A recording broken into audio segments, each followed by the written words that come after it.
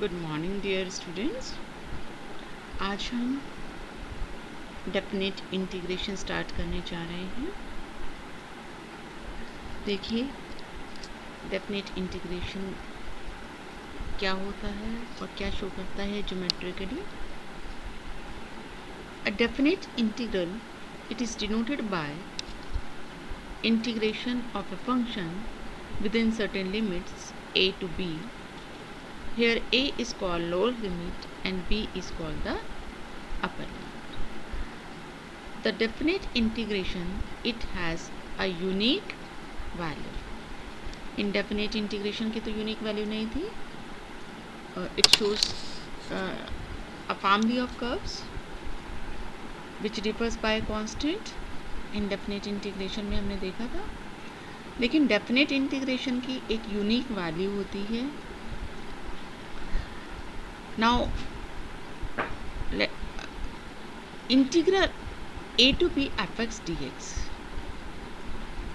What does it shows geometrically? It shows the area of the region which is bounded by any curve, y equal to fx, ordinates x equal to a and x equal to b and the x-axis.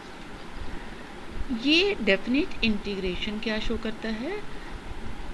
किसी curve के और x axis के बीच में इन दो ordinates x equal to a और x equal to b, इस area, इस रीजन का एरिया रिप्रेजेंट करता है. Now if x is any point in between a and b, तो integration a to x fx dx क्या शो करेगा?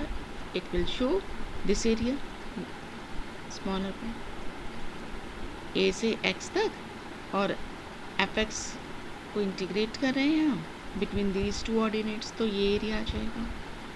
And since this upper limit is x, so this area will be a function of x. So this integral is called the area function. So area function is integral a to x fx dx. Now first fundamental theorem of integral calculus. If f is a continuous function on the closed interval and ax is the area function, then a dash x equal to fx for all x belonging to closed interval a. क्योंकि यहाँ हमने लिखा ax equal to integral a to x fx dx, तो a dash x क्या हो जाएगा? fx हो जाएगा. And if f is continuous, this is the condition here, f is continuous function on the closed interval a.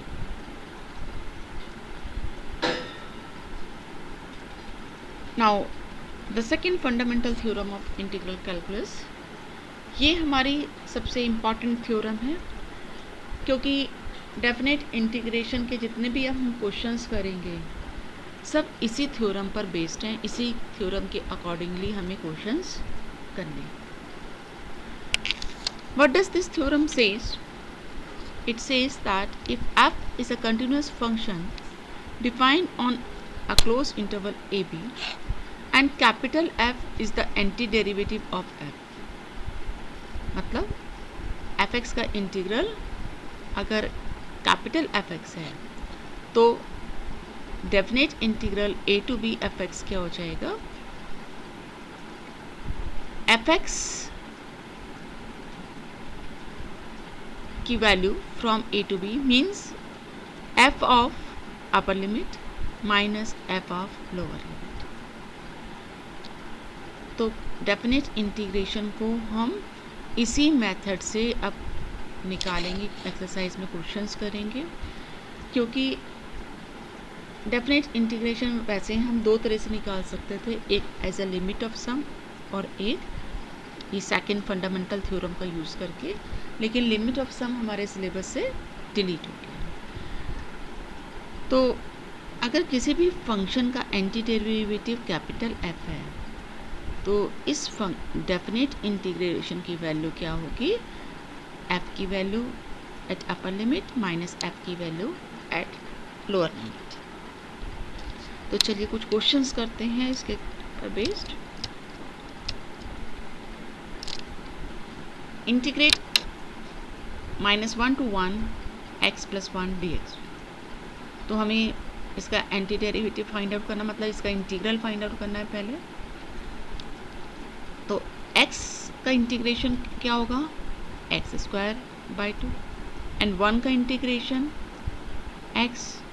तो ये हमारा इसका इंटीग्रल आ गया x + 1 का, और इसको हमने एफ से डिनोट कर दिया। अब जब हम डेफिनेट इंटीग्रेशन निकालेंगे तो इस एफ में पहले अपर लिमिट रखेंगे, फिर minus lower limit. So by second fundamental theorem of calculus, I will be equal to f1 minus f of -1, and f1 is 1/2 + 1 and f -1 is 1/2 - 1। Simplify करेंगे तो 1 + 1 2 आ जाएगा, बाकी टर्म्स कैंसिल आउट हो जाएंगे। अगला question देखें। Integrate 2 to 3 1/x dx।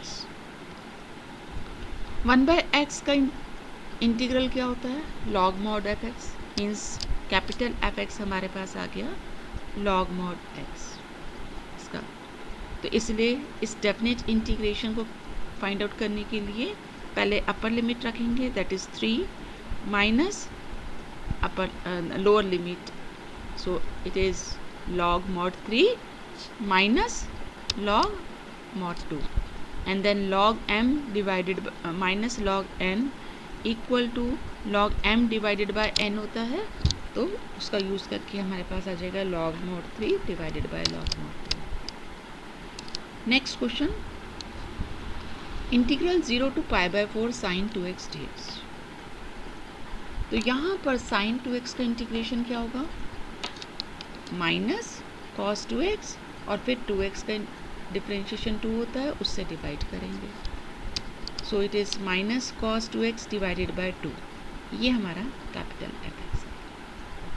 अब हमें इस इंटीग्रल की वैल्यू फाइंड आउट करने के लिए पहले हम कैपिटल fx में x को π/4 रखेंगे, देन x को 0 रखेंगे और दोनों को माइनस कर देंगे। So half π/4 is minus half, तो कॉमन ले लेते हैं दोनों से, तो cos 2 π/4 माइनस cos 0, हाफ तो हमने बाहर ही कॉमन ले लिया। Now it becomes cos π/2 minus cos 0, and cos π/2 is 0 and cos 0 is 1, so it becomes minus half into 0 minus 1, that is half. That's all for today. Thank you.